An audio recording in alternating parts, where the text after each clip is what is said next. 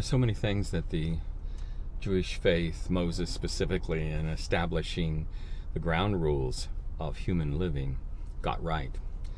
And I think it comes out of the fact that they were a community that had become slaves. They were, and often, hated by the whole world, and were exilic in their nature. They were in exiles, often even when living in Israel. In their own tribal areas, they were threatened by world events and people around them. And so it forced them to build a number of things that were just wise.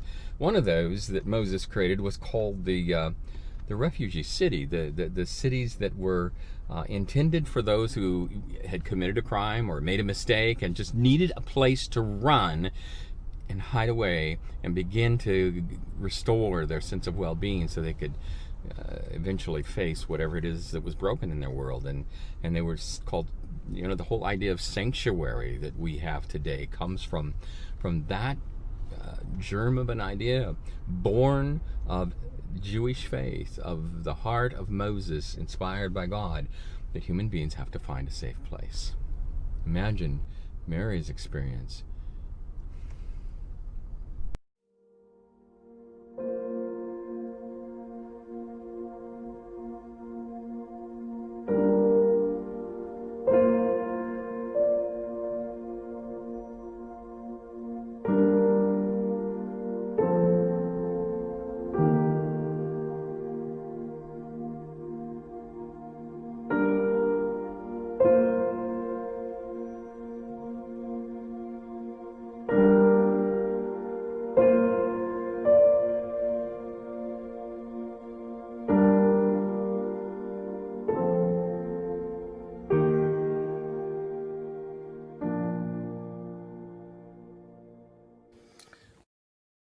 Mary stood just outside the holy place, deep within the temple grounds, and before the altar beyond which no pagan, male or female, could pass.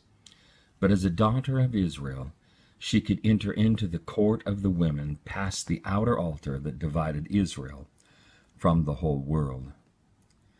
Her mind wandered to her first visit in this holy place as a small child. She was little enough to pass for a boy. Her papa had placed upon her shoulder a young lamb, and together they made their way past this altar and into the place of sacrifice.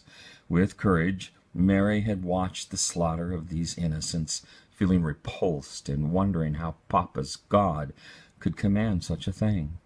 But Mary had kept her emotions in check, not wishing to disappoint her papa, who, at some risk, had let his little girl carry the sacrifice as though a firstborn son. But now Mary stood alone. As she moved up and into the holy place, her eyes naturally looked up toward the high columns that surrounded, a partial mist still gathering in the morning's light around the upper chambers, leaving the appearance of columns rising to the heavens. She stepped into the court of the women and remembered his voice, "Mary." The memory was vivid, bringing back the texture of the first moment of his calling her by name. Mary looked across the open courtyard and saw in the northeastern corner of the court of the lepers. It would never be, Mary thought, that this God, her papa, would have enjoyed the violence of sacrifice. How? Her thoughts became forceful, like her arguments with her own papa in Nazareth. How could Yahweh, who alone makes room in his sanctuary for women and for the sick and diseased, how could this God suffer this violent and bloody expression of love and healing? No longer restrained by worry of embarrassing her papa and feeling the power of this place, she spoke her thoughts aloud. Do I eat the flesh of bulls or drink the blood of goats?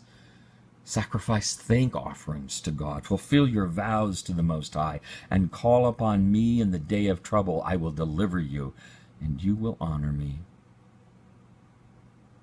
But her voice caused no stir, for it was one more noise in this noisy place. Coming to herself a little shocked, Mary was grateful and quickly turned and made her way to one of the trumpets to pay her tithe quietly.